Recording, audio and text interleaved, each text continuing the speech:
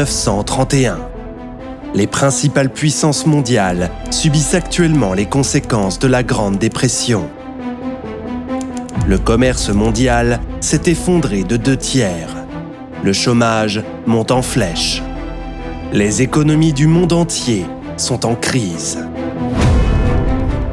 Aux États-Unis, première économie mondiale, le président Herbert Hoover peine à apporter une réponse efficace. La Grande-Bretagne, qui dirige le plus grand empire du monde, traverse une crise financière et politique. La France, qui dirige le deuxième plus grand empire, est légèrement mieux protégée, mais elle devra bientôt faire face à ses propres défis économiques. L'Union soviétique, seul grand État socialiste du monde, reste un paria international. Elle est donc largement à l'abri de la crise mondiale et est sur le point d'achever le premier plan quinquennal de Staline, un programme destiné à stimuler rapidement la production industrielle et agricole soviétique. En Asie, la Chine échappe au pire de la Grande Dépression, mais elle est confrontée à ses propres crises. Cette année-là, des inondations dévastatrices ont fait environ 2 millions de victimes dans le centre de la Chine, alors que le gouvernement nationaliste de Chiang Kai-shek mène une guerre civile brutale contre les rebelles communistes chinois.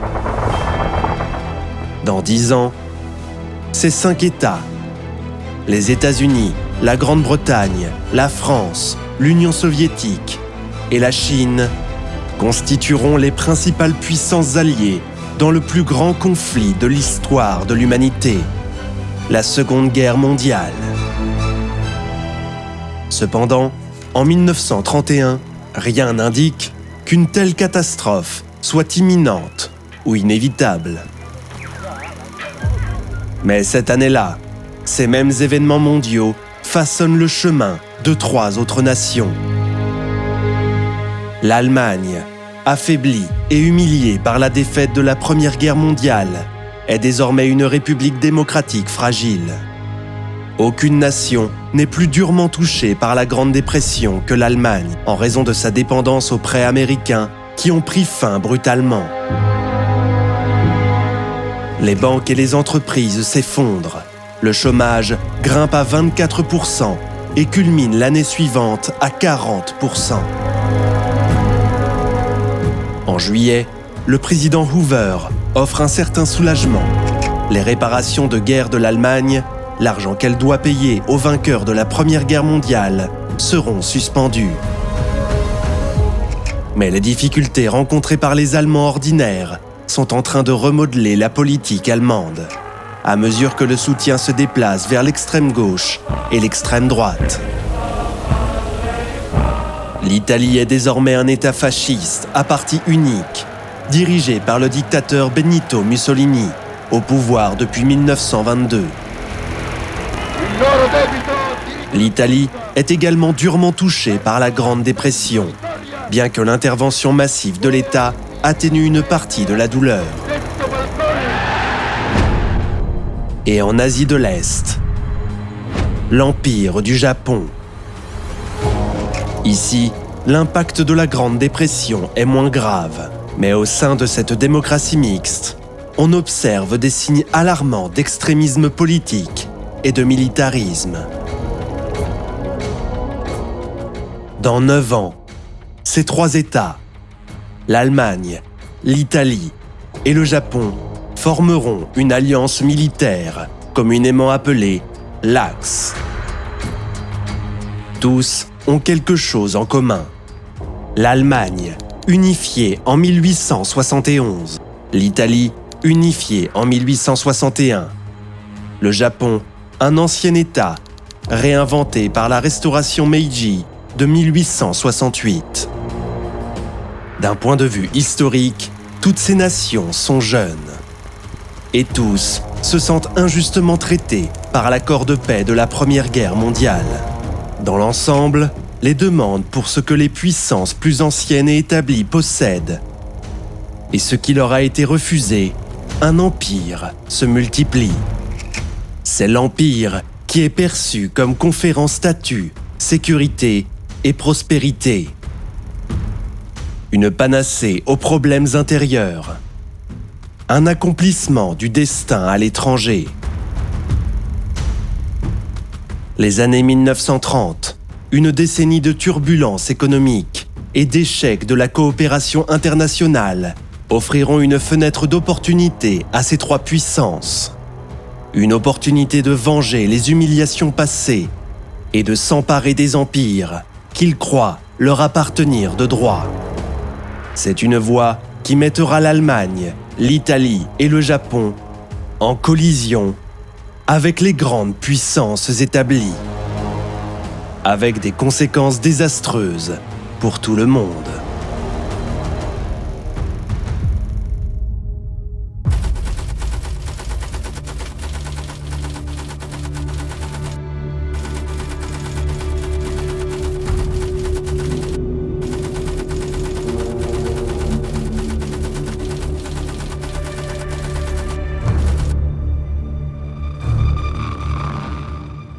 La première grande crise internationale des années 1930 se produit en Mandchourie, dans le nord-est de la Chine. Les nationalistes japonais considèrent la Chine comme l'arène naturelle de leur expansion impériale. Et le Japon y étend son influence depuis de nombreuses années. Il existe déjà une importante force militaire japonaise basée à Dalian, connue sous le nom d'armée de Kwantung. Maintenant, les officiers nationalistes de cette armée décident de forcer la main de leur propre gouvernement. Agissant de leur propre initiative, ils font exploser une section de voie ferrée appartenant à des Japonais. Une opération sous fausse bannière qui sera connue sous le nom d'incident de Mukden. L'armée du Kwantung l'utilise comme prétexte pour envahir la Mandchourie. Les troupes chinoises locales ne sont pas à la hauteur des forces armées japonaises modernisées. Et le président chinois Chiang Kai-shek est davantage concentré sur la lutte contre ses ennemis communistes internes dans le sud. En 3 mois, les Japonais envahissent la majeure partie de la Mandchourie et la transforment en leur propre état fantoche, le Manchukuo. Le peuple japonais est en liesse. Le pays est en proie à une frénésie guerrière. Mais les puissances occidentales sont indignées. L'attaque japonaise constitue une violation flagrante du pacte de Kellogg-Briand. Ce traité, vieux de seulement 3 ans, engageait tous les signataires, y compris le Japon, à renoncer à la guerre comme outil de politique nationale. La Société des Nations, l'organisation internationale censée garantir la paix mondiale, se réunit d'urgence à Genève. Mais le Japon est l'un des 4 membres permanents du Conseil de la Société des Nations. Plutôt que de condamner l'attaque, la Société des Nations décide d'envoyer une commission d'enquête. Quelques semaines plus tard, de nouveaux combats éclatent à Shanghai. Mais il est clair que les puissances occidentales, distraites par la crise économique, n'entreront pas en guerre pour le bien de la Chine. Leur inaction est constatée par les observateurs du monde entier.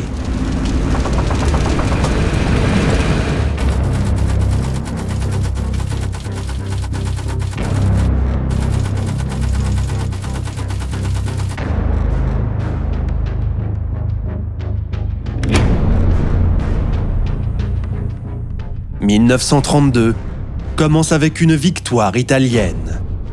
En Libye, où le général Badoglio déclare la fin d'une campagne de 10 ans visant à écraser la résistance locale au régime italien.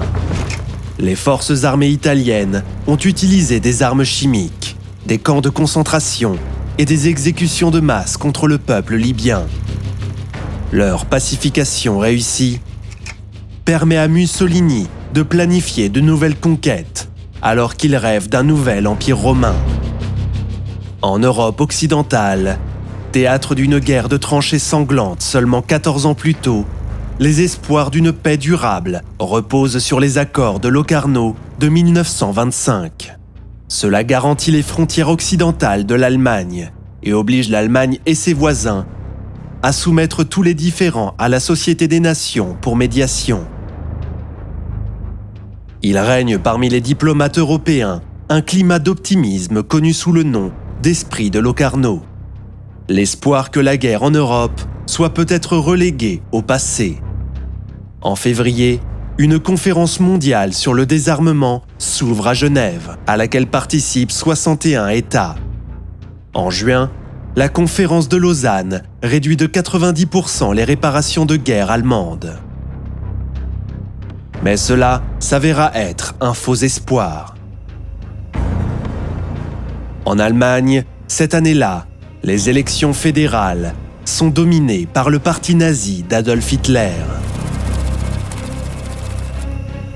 Son attitude à l'égard du désarmement deviendra bientôt très claire. Pendant ce temps, en Union soviétique, le dictateur Joseph Staline poursuit ses efforts pour rendre l'État plus résistant face aux ennemis extérieurs et intérieurs.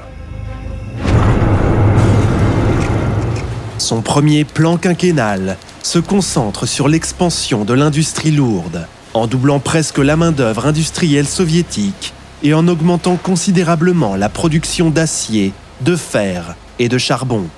Il est impossible d'en déterminer précisément l'ampleur, car les chiffres officiels sont constamment manipulés et gonflés par les responsables communistes. Il est clair cependant que la production de chars et d'avions connaît une expansion massive. En Ukraine, l'achèvement du barrage du Dniepr, le plus grand d'Europe, donne un élan majeur à la production d'électricité soviétique. Mais dans les campagnes, la politique de regroupement forcé des paysans dans de grandes fermes contrôlées par l'État, la collectivisation, s'est avérée désastreuse. Un effondrement catastrophique des récoltes a entraîné une famine d'une ampleur terrifiante. Le nombre total de morts sur 4 ans est estimé entre 6 et 9 millions. Près de la moitié de ces décès surviennent en Ukraine, où la catastrophe restera dans les mémoires sous le nom d'Holodomor.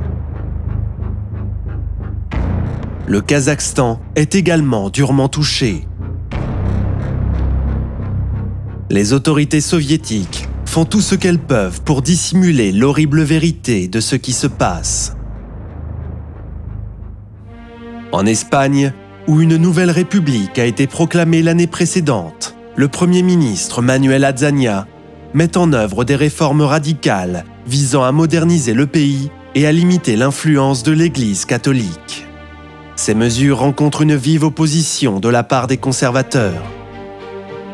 Cet été-là, au Portugal voisin, António Salazar est nommé Premier ministre.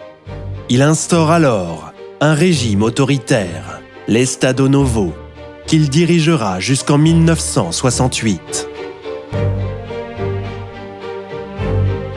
Au Moyen-Orient, le royaume d'Irak obtient sa pleine indépendance vis-à-vis de la domination britannique et est admis à la Société des Nations. Au Japon, l'assaut nationaliste militariste contre la démocratie du pays s'intensifie. En février, un complot visant à éliminer les figures progressistes les plus influentes du pays échoue. Mais en mai, un groupe de jeunes officiers de la marine abat le Premier ministre Inukai Tsuyoshi. Aux États-Unis d'Amérique, l'élection présidentielle de 1932 est remportée par Franklin D. Roosevelt du Parti démocrate. Pour combattre les effets de la Grande Dépression, il promet un New Deal pour le peuple américain. Seul un optimiste insensé peut nier les sombres réalités du moment, déclara-t-il lors de son investiture. Cette nation exige de l'action, et de l'action maintenant.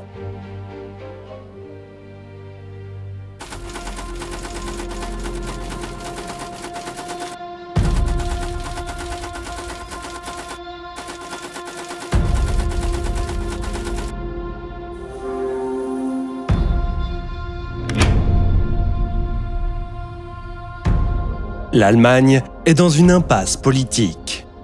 L'année précédente, les élections fédérales avaient rempli le Reichstag de nazis, des sociodémocrates et des communistes, tous animés d'une haine réciproque.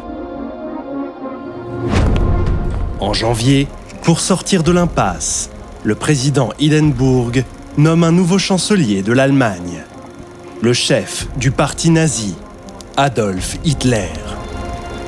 On prédit que des politiciens plus modérés et plus expérimentés seront en mesure de freiner les opinions les plus extrêmes d'Hitler. Et il y en a beaucoup. Adolf Hitler, né en Autriche, avait servi comme caporal dans l'armée allemande pendant la Première Guerre mondiale. Après la guerre, il devint le chef d'un parti nationaliste marginal basé à Munich, le Parti des travailleurs allemands. Il le rebaptise Parti national socialiste des travailleurs allemands, parti nazi en abrégé. Sa politique combine un ethno-nationalisme extrême, un rejet total du traité de paix de Versailles, une hostilité au capitalisme et aux grandes entreprises, et une haine féroce des Juifs, accusés de tous les malheurs de l'Allemagne et surtout de sa défaite, un coup de poignard dans le dos lors de la Première Guerre mondiale, qui est elle-même un mythe nationaliste. De nombreuses convictions d'Hitler les plus profondes sur la nécessité pour l'Allemagne d'un empire et sur l'espace vital aux dépens des races inférieures à l'Est sont accessibles à tous dans le volume 2 de son manifeste politique, Mein Kampf, publié en 1926. Beaucoup d'Allemands sont déçus par les politiciens centristes et leur incapacité à résoudre la crise économique. Le discours puissant d'Hitler et ses promesses de solutions radicales exercent un fort attrait. De nombreux Allemands de la classe moyenne considèrent les nazis comme le seul moyen d'empêcher les communistes d'accéder au pouvoir. Maintenant, avec Hitler au pouvoir, les événements commencent à s'accélérer. En 1933, un communiste néerlandais, Marinus van der Lubbe, met le feu au bâtiment du Reichstag à Berlin. Il agit seul, mais les nazis accusent le parti communiste allemand de tentative de coup d'État. Les droits civils et politiques sont rapidement suspendus par décret d'urgence. Les communistes sont emprisonnés, leurs journaux sont fermés. En mars, l'Allemagne organise de nouvelles élections, au cours desquelles les rivaux politiques des nazis sont harcelés et terrorisés par leurs milices paramilitaires, les SA et les SS. Le parti nazi remporte 44% des voix et prend le contrôle effectif du Reichstag. À la fin du mois, une loi d'habilitation est adoptée qui accorde à Hitler les pleins pouvoirs. Cela libère Hitler de tout contrôle constitutionnel. Il peut désormais adopter de nouvelles lois sans consulter le Reichstag ni le président Hindenburg. Le 1er avril, les nazis organisent un boycott national d'une journée de toutes les entreprises juives. À la fin de l'été, les camps de concentration nazis sont ouverts à Oranienburg et à Dachau. Et tous les partis politiques en Allemagne ont été interdits, à l'exception du parti nazi. La prochaine cible d'Hitler est le traité de Versailles, qui a mis fin à la Première Guerre mondiale. Il rejette publiquement les réparations de guerre et la clause dite de culpabilité de guerre, qui impute à l'Allemagne la responsabilité du déclenchement de la guerre. En secret, il ordonne un réarmement allemand à grande échelle, au mépris des restrictions de Versailles sur la taille des forces armées allemandes. L'existence d'une force aérienne allemande illégale est déjà largement connue, et elle s'accroît de 60 avions par mois. La renaissance spectaculaire du nationalisme et du militarisme en Allemagne est évidente pour tous. Lors de la conférence de désarmement de Genève, l'Allemagne exige la parité entre ses forces armées et celles de la France. Face au rejet de cette demande, l'Allemagne quitte la conférence. Le même mois, Hitler retire l'Allemagne de la Société des Nations Il s'agit du deuxième coup dur de l'année pour la Ligue. En février, le rapport de la Société des Nations sur l'invasion de la Mandchourie par le Japon fut finalement présenté à l'Assemblée générale. Il appelait le Japon à se retirer de la Mandchourie. Le Japon a réagi en quittant la Société des Nations. Les institutions internationales censées maintenir la paix paraissent inutiles. Japan subsequently withdrew from the League of Nations. That body proved itself incapable of stemming the tide of aggression, either in Europe or in Asia.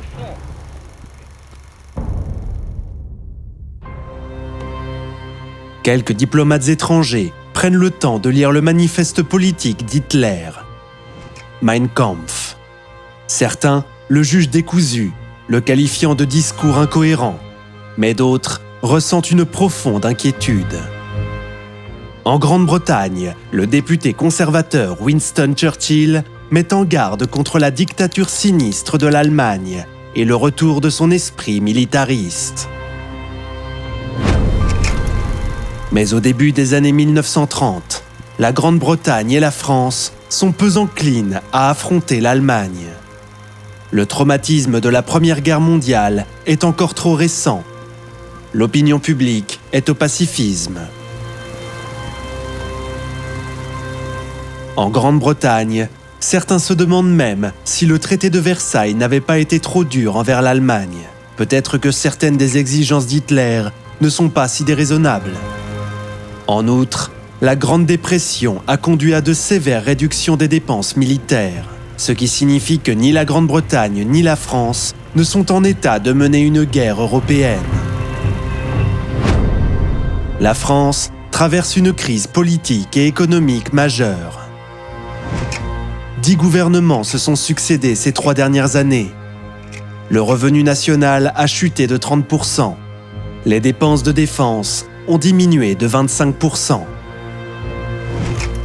Mais les Français travaillent sur un projet militaire majeur, qui, selon eux, assurera la sécurité nationale pour des années à venir.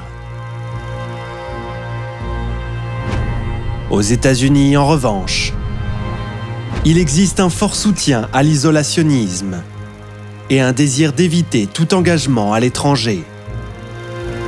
Les États-Unis ne sont pas membres de la Société des Nations et confrontés à un taux de chômage de 25%, Roosevelt est entièrement préoccupé par sa politique intérieure.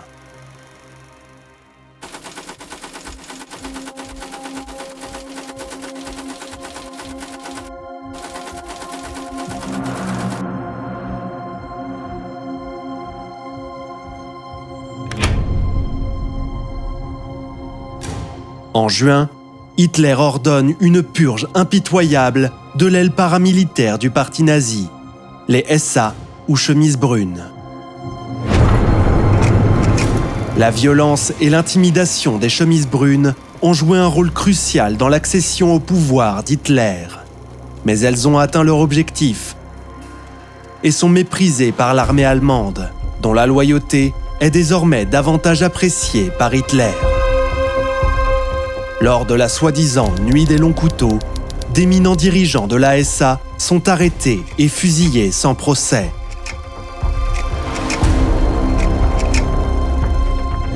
Depuis 1932, l'Autriche est un État de droite à parti unique, dirigé par le chancelier Engelbert Dollfuss. Considérant les nazis comme de dangereux rivaux, il a interdit ce parti en Autriche.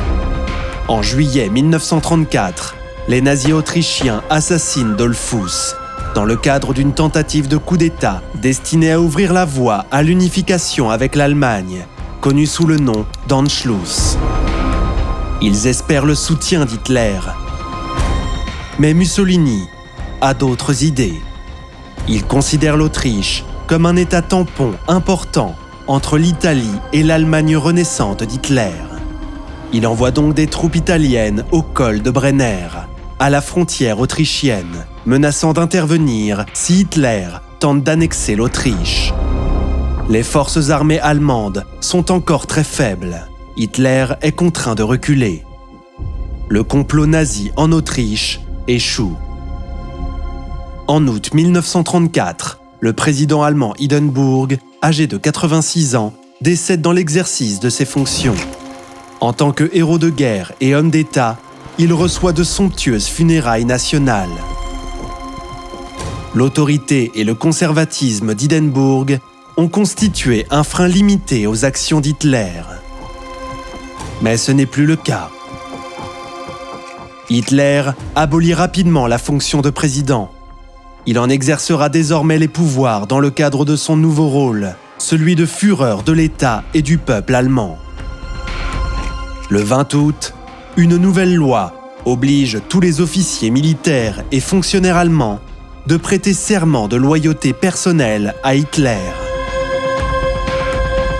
En octobre, le roi Alexandre de Yougoslavie effectue une visite d'État en France. Alexandre est considéré comme une figure unificatrice cruciale pour le jeune État yougoslave. Mais à son arrivée à Marseille, il est assassiné par un nationaliste bulgare. Le ministre français des Affaires étrangères, Louis Barthou, est également tué dans les échanges de tirs. Cet automne-là, la Grande-Bretagne apprend que l'armée allemande compte désormais 300 000 hommes, soit 3 fois plus que ce que le traité de Versailles autorise. L'Allemagne a de nouveaux projets d'expansion et de mécanisation. Les Britanniques commencent à prendre des mesures timides en vue du réarmement, avec l'engagement d'élargir la Royal Air Force de 40 escadrons en 4 ans. En décembre, les tentatives de limiter le réarmement mondial sont à nouveau portées lorsque le Japon annonce qu'il ne renouvellera pas le traité naval de Washington. Signé en 1922, le traité avait fixé la taille des flottes britanniques, américaines et japonaises dans un ratio de 5-5-3. Ceci est désormais considéré comme une insulte au statut du Japon en tant que grande puissance. Un officier de la marine japonaise a toutefois souligné que le traité aurait pu être à l'avantage du Japon, étant donné la capacité industrielle bien que plus grande des États-Unis.